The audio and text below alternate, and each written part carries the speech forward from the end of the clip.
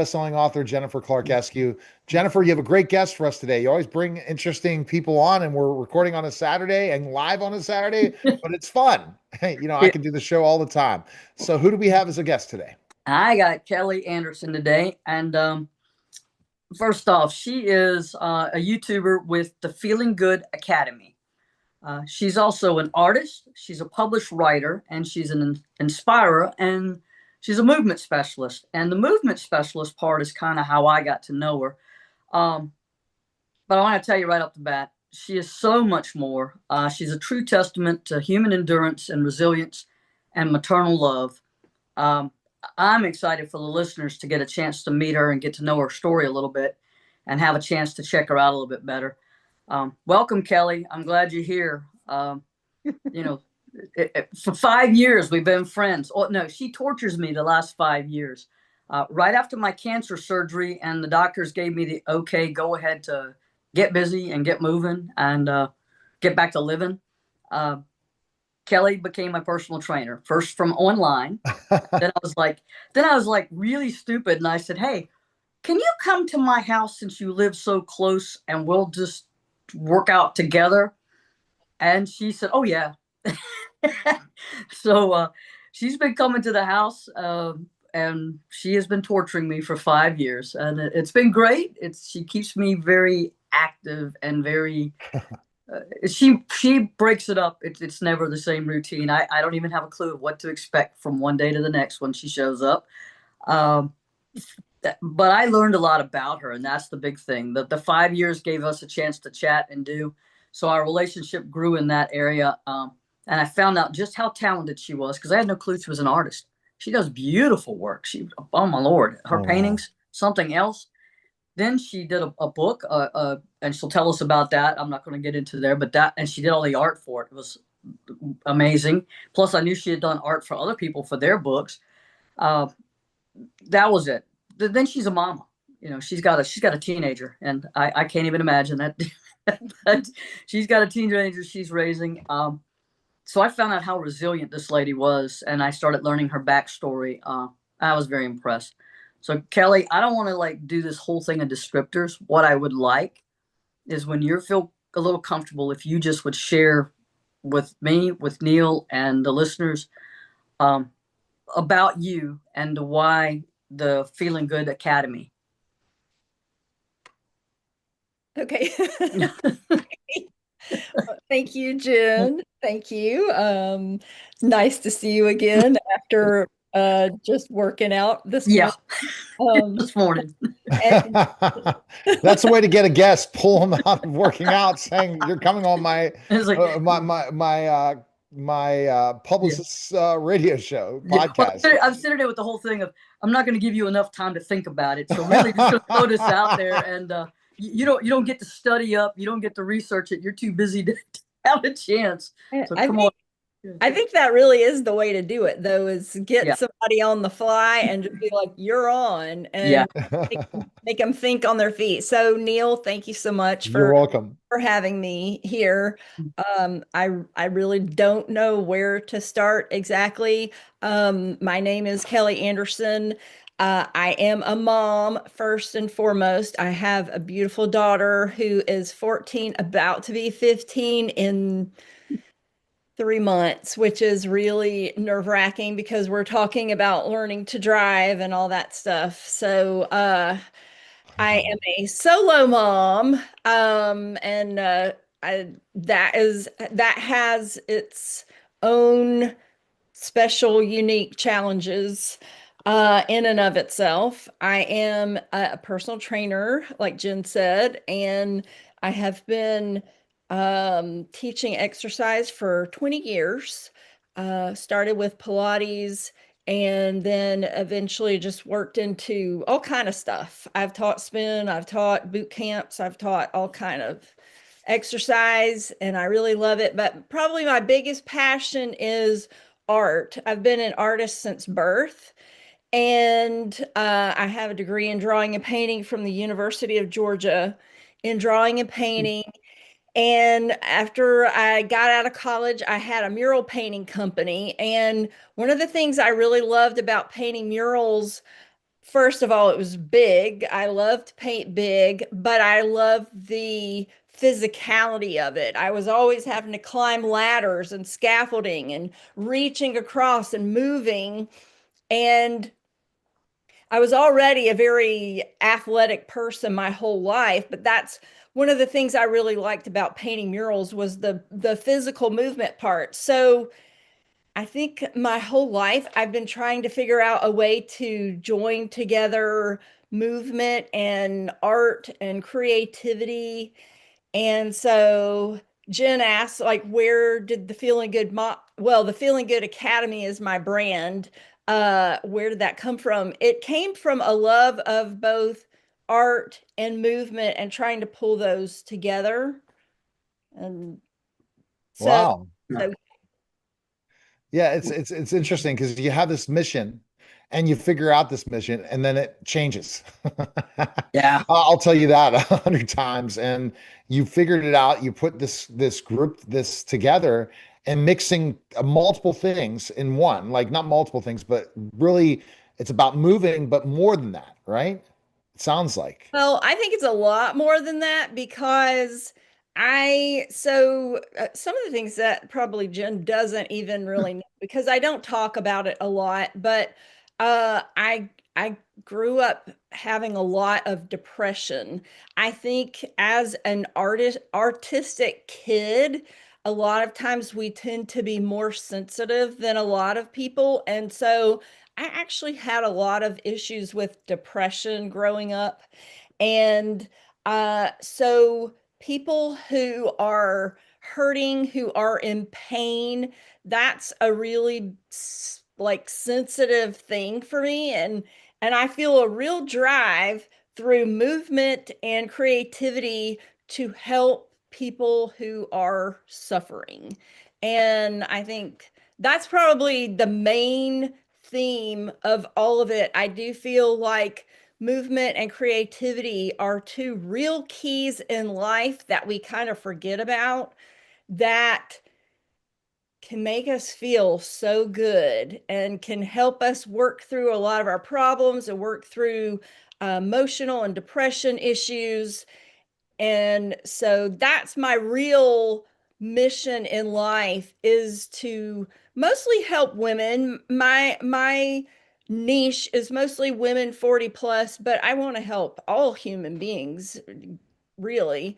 But really get to a place where we love ourselves, where we're happy to be here on this earth, whether things are good or bad, whether we're having real challenges or not, learning to be happy to be here and feel good, find ways to feel good while we're here. It's just something I don't think we focus enough on. We're always looking to the outside to make us feel good. And so many of the things on the outside to make us feel good are what? They're alcohol, they are sex and uh amusement parks, Netflix.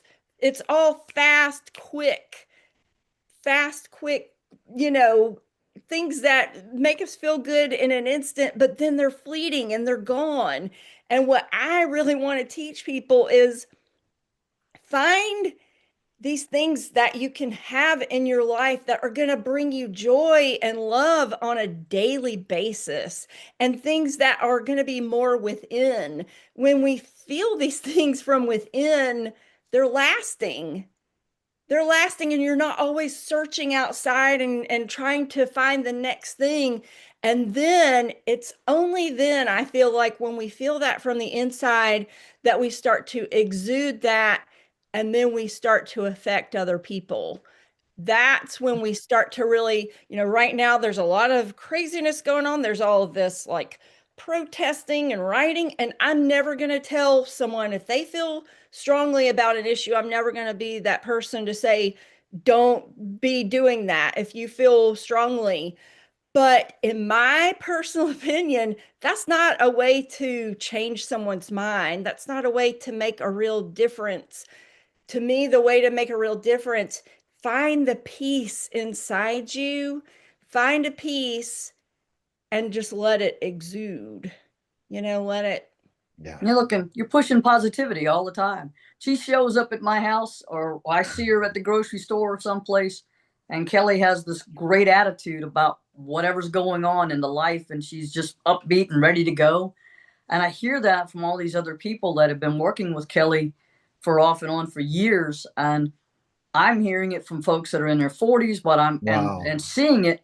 But she's got clients that are in their 90s, and she's getting them moving again and being more outgoing, talking So and important. and Yeah. getting out there, because she's now interacting with them, and maybe they've been closed off for a few years, and it's like they got that chance and they're sort of perking back up and they're wanting to do things. And you start hearing about these folks, and here they are, 92 years old, standing in their kitchen doing some stretching exercises, and it's like, good for them.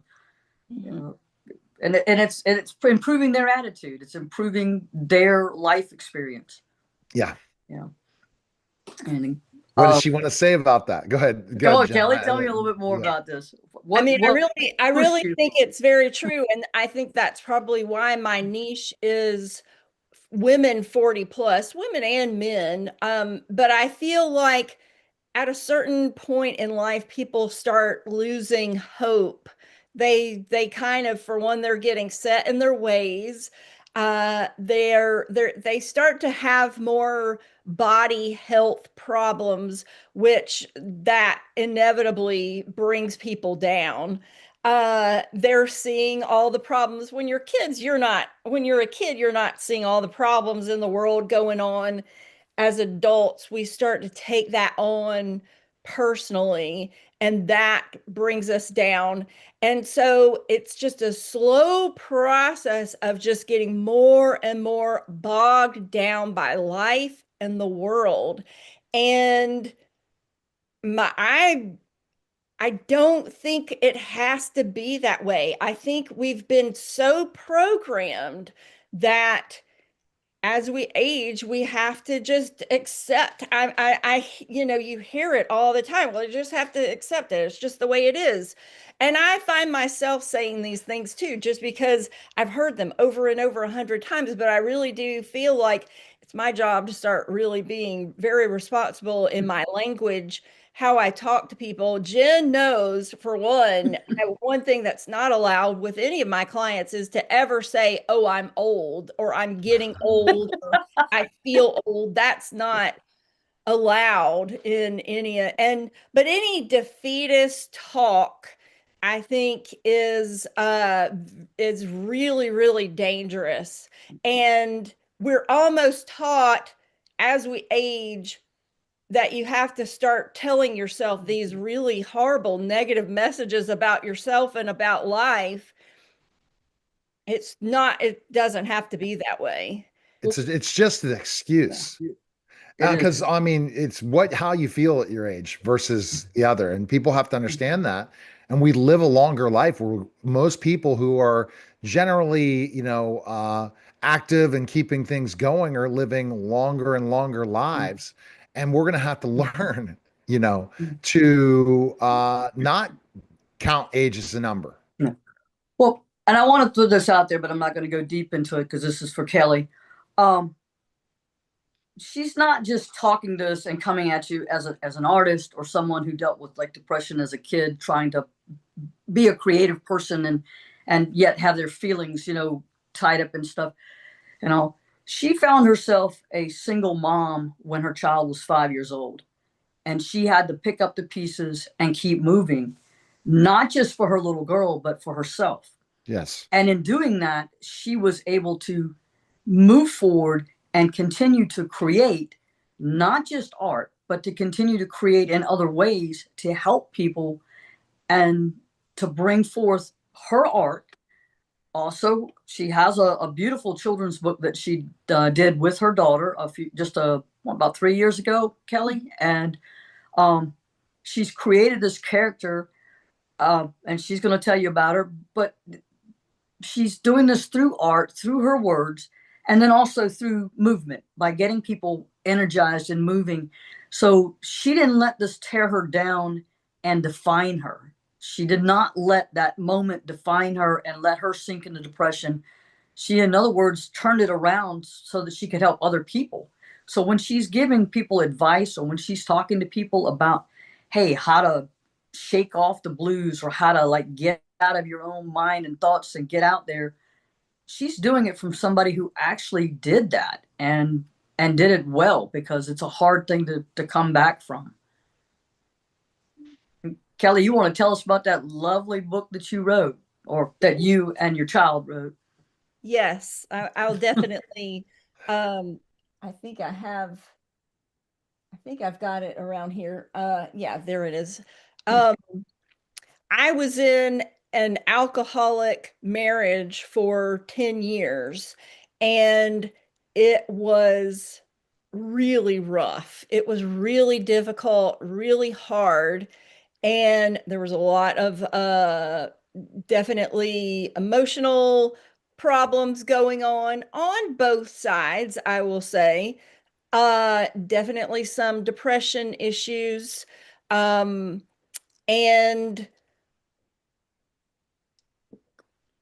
the way that ended was extremely dramatic and extremely traumatic. And it would have been really easy to go totally crawl in a hole and give up.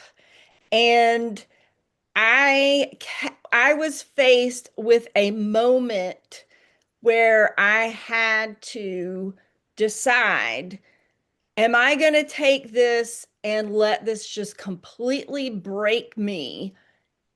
Or am I going to take this and use it as a, a something that I can take to actually inspire people? Well, I had a daughter. I had a daughter, and she was 5 when everything went down in our household. Uh, my daughter was 5. And I can honestly say that she was the factor that helped me to decide which way to go. If she had not been around, I probably would have chosen the first line. I probably would have myself turned. I was not into drugs and alcohol, but I probably would have, after what I went through, just decided to go down that road and just basically crash and burn. I had a daughter, and so I felt very strongly that I had to start working on a legacy for her. And part of that legacy was to understand the pain, but know that we can, all of us, all human beings, have the ability to pull ourselves out of pain, hardship, trauma. So and my way is just through movement, mindset, and encouraging people. That's my way of doing it. It's up to the individual, whatever they're going through, to figure out how they personally are going to pull themselves out of it. But I will say, so Jen mentions our book. So my daughter and I developed. So I said that my husband had an alcohol problem. And during that time, I started doodling this little character. And she was this goofy girl. And I don't have any of the initial drawings in front of me. But anyway, she was this little goofy girl. And I would just start doodling her, and she would just give me a lot of peace. And she was very awkward and very quirky, but she was still moving forward. She was trying. She was still trying to be very positive, this girl. And her name was Violet. Eventually, Olivia, my daughter, and I gave her a name. And eventually, we wrote this children's book. My daughter wrote the book, and I did the illustrations in the book. It's called Violet and the Voices. And basically, this book here is the epitome of what we were just talking about, finding ways to talk to ourselves to pull us out of the gutter, pull us out of whatever rut we're in, what are the messages we need to be giving ourselves? And my daughter wrote it. She did a phenomenal job writing this book, and I would recommend it for her because her message is fantastic. Where I saw the book, and like I said, I got it for my grandchildren based on their ages. And where I see Violet and Violet in the voices is that character and her little friends in the book. The inner voices that were negative, that were impacting her and her friends, versus the positive voices that were helping her. And it was waking up and being able as a character to listen to those positive voices and go towards positivity versus the negativity that tears us down, that gives us the self-doubt, that crushes our self-esteem. Instead, you become the more resilient, the more motivated by Violet finding these voices and realizing which ones to listen to and which ones not to, and becoming herself and standing up for her. And it's simplified in this book so that kids who are 8, 9, 10 years old can relate to it and get something from it. And even a teenager, early teens, could get something from it. It's just a very empowering, cute children's book that has a great message. And it's the message you want your kids to get, that, hey, there's positivity in the world. And, you got to listen to the good inner voices, not the ones tearing you down, not the ones distracting you. Mm-hmm. Wow. Yeah. And that's important. And what was the feedback? You got some of feedback from Jennifer, but who else gave you some good feedback about the book? We had great feedback. My daughter and I self-published the book, and we did all of our promotions on Facebook. We probably promoted for a good 6 months before the book launched, and we sold, as a self-published book, we sold $4,000 in 1 month. Wow. All That's really Facebook good. sales, which I was completely blown away by Yeah. that, and very, very grateful. And we've had so many requests for the next book. The next book, when's the next book coming? And it will come eventually. I will say that creating the book was like birthing another child. As an already solo parent, it was a lot to birth a book. Jen, you know Yeah. about this. Yes. Uh, Birthing a book is tough. Birthing a book is it's not as hard as birthing a child, but it is like not far behind that. So yeah, the next book is definitely coming down the pike. But I'm right now I'm working on building out the Feeling Good Academy, which is a movement, mindset, and creativity community platform for creative women 40 plus. And basically it's for these women who find themselves at a point in life. A lot of times it's when their kids have moved on, maybe their marriages have grown a little stale, maybe they all of a sudden find themselves in a job where they're like, I don't like this job anymore, I want to go a completely different direction. Basically, it's serving those women to help them find more confidence, help them find purpose, passion in life again, and mostly to find that self-love that, make them find ways to love themselves and go out and make a real difference in the world. Yeah. Wow. Pretty impressive stuff, I think. And what do you think is you're going to be? How are you going out and growing this academy? What types of ways are you doing it? Right now, it's mostly all social media, a lot on Facebook, some on YouTube, Instagram. I did have a podcast for a while, and um, kind of got burnt out on that a little bit. And so I may start to open that back up again down the road. What I really want to eventually do is have retreats for women. And so I'm kind of just doing the behind the scenes work of creating what will be involved in a retreat, talking to people about where to have these retreats, who's going to help facilitate all that kind of stuff. So that's the end goal, is to eventually have in-person retreats. And I'd like to have a lot here where Jen and I live, but I'd also like to do some like international destination retreats as well. And I'd like to be like Tony Robbins and have like, hundreds and hundreds of women coming. It's all about getting out there, and I think you can It do it. is. It's getting it out there, getting that brand out there, and letting people know about, the Feeling Good Academy. Because she's right there on YouTube. She gives these great messages.